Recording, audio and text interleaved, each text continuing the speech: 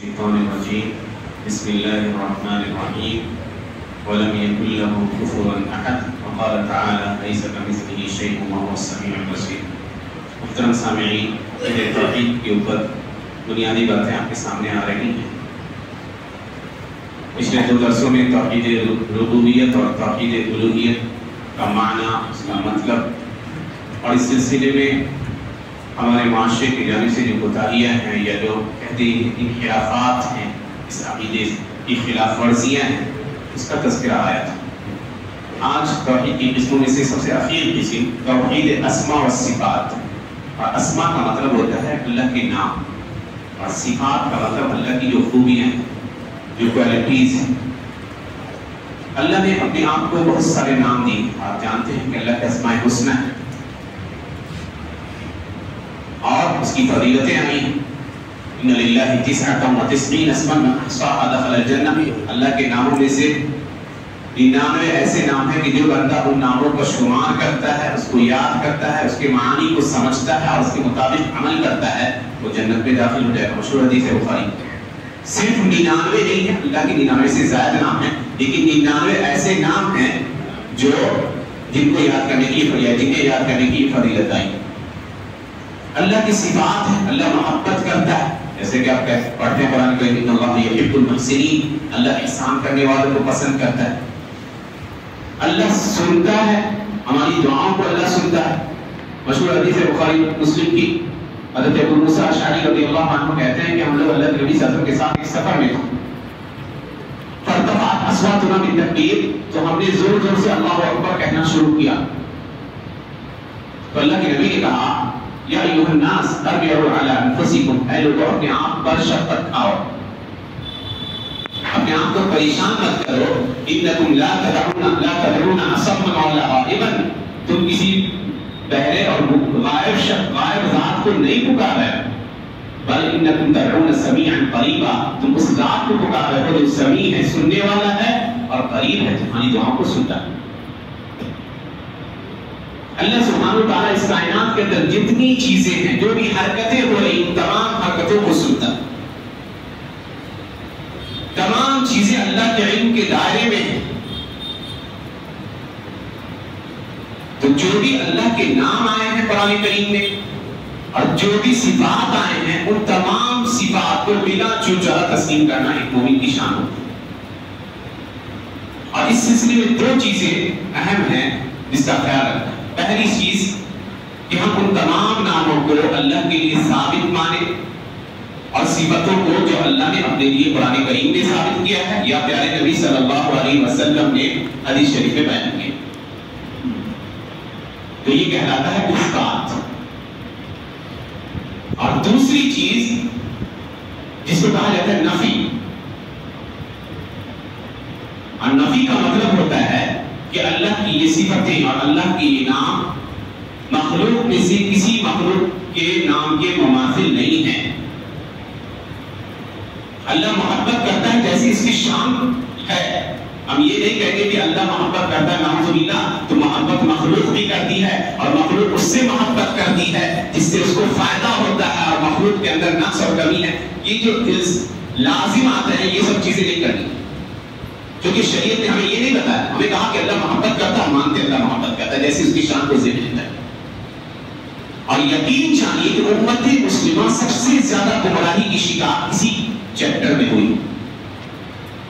سب سے زیادہ گناہ فرقوں کی بڑی تعداد کو اٹھائیے گا تو سب کے سب اس چیپٹر میں آ کے پھنس جاتے ہیں. وہ اپنے عقلی گھوڑے دوڑانے شروع کرتے ہیں.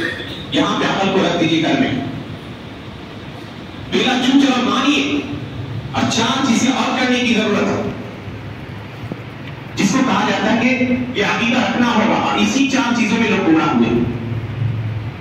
پہلی چیز، اللہ کے ناموں کی تحریف نہ کی جائے. اور تحریف کا مطلب ہوتا ہے کہ نام کا غلط، کہ اللہ کے کسی صفت کی غلط تعویل نہ کی جائے. غلط تعویل کیسے کی گئی؟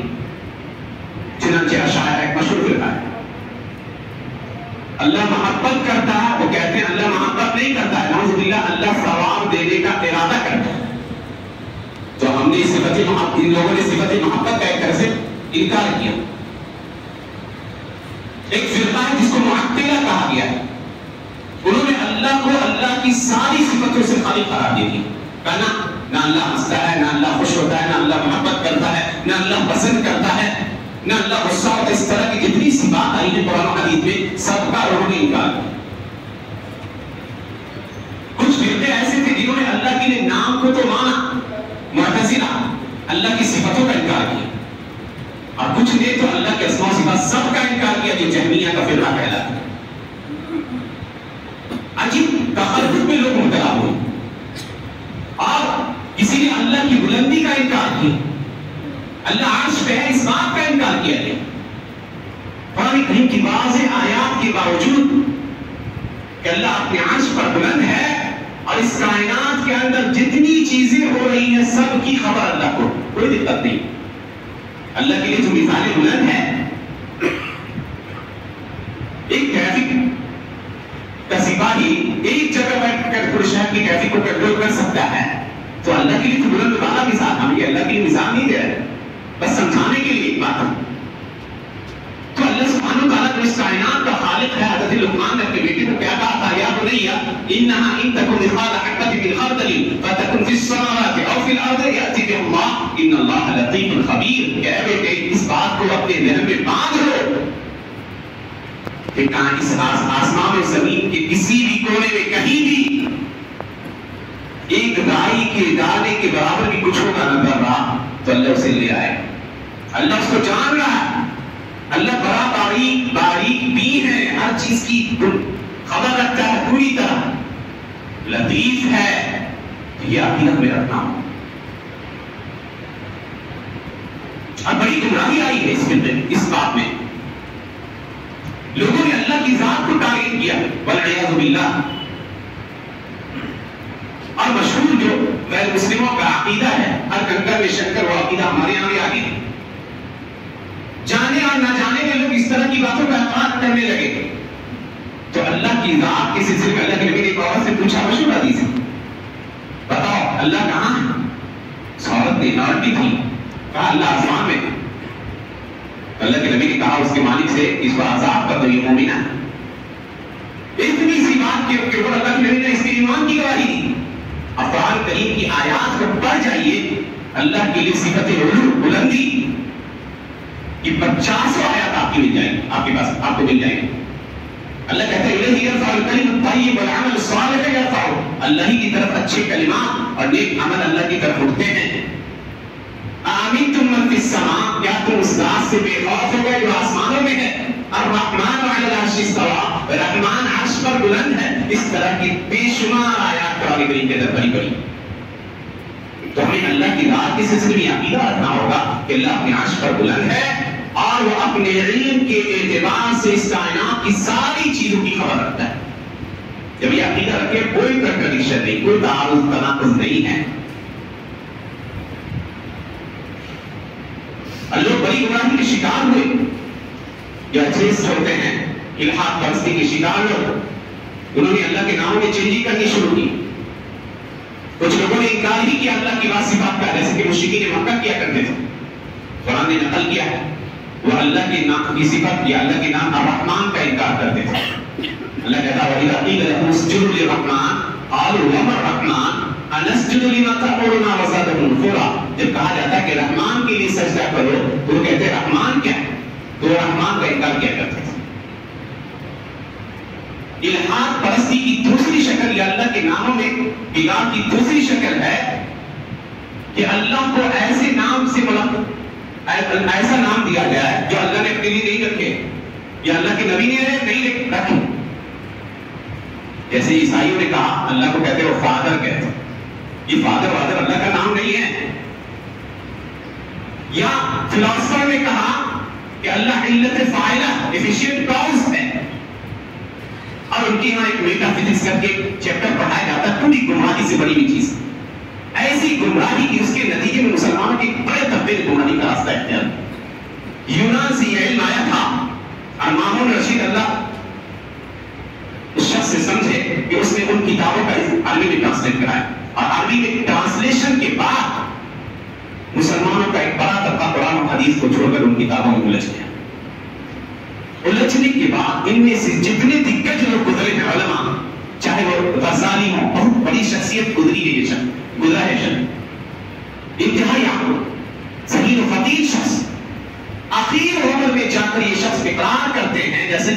احمد الغزالی نے لکھا ہے کہ روتے تھے اور کہتے تھے کہ میرا وہی عقیدہ ہے جو امام بخاری نے صحیح بخاری بیان کیا، بخاری شریف سینے پہ رکھے ہوتے۔ فخر الدین رازی، جس کو امام رازی کر کے بیان کیا جاتا ہے، بہت بڑی شخصیت ہے علمی دنیا میں، تفسیر رازی مشہور تفسیر۔ یہ شخص لکھتے ہیں اپنی کتاب کے اندر کہ میں نے تمام فلاسفر کی باتوں پہ غور کیا اور جو انہوں نے علم الکلام وضع کیا سب پہ غور کرنے کے بعد لگا یہ سارے طریقے گمراہی کی طرف لے جاتے ہیں، کوئی فائدہ نہیں ہے، فائدہ وہی ہے کہ قرآن کریم کو پڑھا جائے۔ ہم نے قرآن میں دیکھا کہ اللہ اپنے لیے بلندی کو ثابت کرتا ہے، الرحمن علی العرش استوى، اور یہ بھی اللہ کہتا ہے کہ لیس کمثلہ شیء، اللہ کے جیسا کوئی نہیں، وہو السمیع البصیر، وہ سننے والا ہے دیکھنے والا۔ تو ہم نے ایک سیدھا عقیدہ یہ رکھنا، اور ایک عالم گزرے ہیں امام الحرمین کے لقب سے ملقب ہے، بڑے اصول الفقہ کے بڑے ماہر شخص، الجوینی جن کا نام تھا۔ یہ جوینی اشاعرہ کے اماموں میں سے ہے، اور یہ بھی یہ مانتے تھے نعوذ باللہ کہ اللہ ہر جگہ ہے، ہر چیز میں اللہ، والعیاذ باللہ۔ تو ان کا ایک سلفی اسٹوڈنٹ آتا ہے، ہمدانی نام تھا، وہ کہا کہ آپ سے صرف ایک سوال پوچھتا اور اس کے بعد آپ مجھے جواب دیں، جب آپ سجدے میں ہوتے ہیں اور کہتے ہیں سبحان ربی الاعلی، پاک ہے وہ رب، یا میں باقی بیان کرتا ہوں اپنی اس رب کی جو بلند ہے، تو آپ کے دل کا رخ کدھر ہوتا ہے؟ بلندی کی طرف یا نیچے کی طرف؟ لاجواب ہو گیا وہ شخص، کہا حیرنی الحمدانی، ہمدانی نے مجھے حیران کر دیا۔ اور آخر میں وہ لکھتا ہے اور اپنے طلبہ کو، شاگردوں کو مخاطب کرتے ہوئے یہ شخص کہتا ہے کہ تمام بیکار کی بحثوں سے ہٹ جاؤ، قرآن و حدیث کو لازم پکڑو، اللہ کی رحمت نے مجھے نہیں پایا تو ویل اور ہلاکت کو جو ہے نہیں ملی۔ اور کہتے تھے کہ میں اسی عقیدے پہ ماننے جا رہا ہوں جو عقیدہ نیشا پور کے رہنے والے تھے، وہاں کی بوڑھی عورتوں کا ہے کہ اللہ عرش پہ ہے اور اللہ ہمارے اعمال پر مطلع ہے۔ تو آج کی اس زمانے میں جو کہ سوشل میڈیا اور ٹیکنالوجی اتنی وسیع ہو گئی ہے کہ اس طرح کی خرافات، بحث و مباحثے اللہ کی ذات کے سلسلے میں پھیلتی چلی جا رہی ہیں۔ اپنے آپ کو فضول بحث کو یہ سے بچائی، شریعت نے ہمیں ان چیزوں میں بحث کرنے کو نہیں کہا۔ امام مالک کے پاس ایک شخص آیا اور کہا کہ بتائیے کہ اللہ عرش پر کیسے مستوی ہے، کیسے بلند ہے؟ کہا کہ ہمیں پتا ہے کہ بلند ہونے کا کیا مطلب ہوتا ہے، اور کیفیت کا علم اللہ نے نہیں دیا ہے، اسی لیے ہم کہیں گے کہ جیسے یہ صفتیں آئی ہیں ویسے ہی گزار دیا جائے، ہم اس پہ ایمان رکھتے ہیں۔ تو نہ اس کی تحریف کرنی ہے، نہ معنی میں گڑبڑی کرنی ہے، نہ اللہ کی ذات کو اللہ کی صفتوں سے خالی کرنا ہے، نہ کسی مخلوق سے تشبیہ دینا ہے، اور نہ اللہ کی ذات کی کیفیت بیان کرنی، یہ نہیں کہنی ہے، یہ نہیں ہمیں کہنا ہے کہ اللہ کے ہاتھ نعوذ باللہ ہمارے ہاتھ جیسے ہیں، اللہ کا چہرہ ہمارے چہرے جیسا، یہ سب باتیں نہیں کہنی ہے، چپ چاپ اقرار کیجیے۔ یہی پیارے نبی صلی اللہ علیہ وسلم کی تعلیم تھی، یہی صحابہ کرام کا طرز عمل تھا، اور یہی سلف صالحین کا طرز عمل تھا۔ یہی عقیدے کو تمام ائمہ نے اختیار کیا، اور اس کے علاوہ جو راہیں ہیں وہ گمراہی کی راہیں ہیں۔ اللہ سبحانہ و تعالیٰ سے دعا ہے کہ اللہ سبحانہ و تعالیٰ ہمیں اس عقیدے کے اوپر قائم رکھے اور جب تک رکھے ایمان اور اسلام پر قائم رکھے۔ آمین۔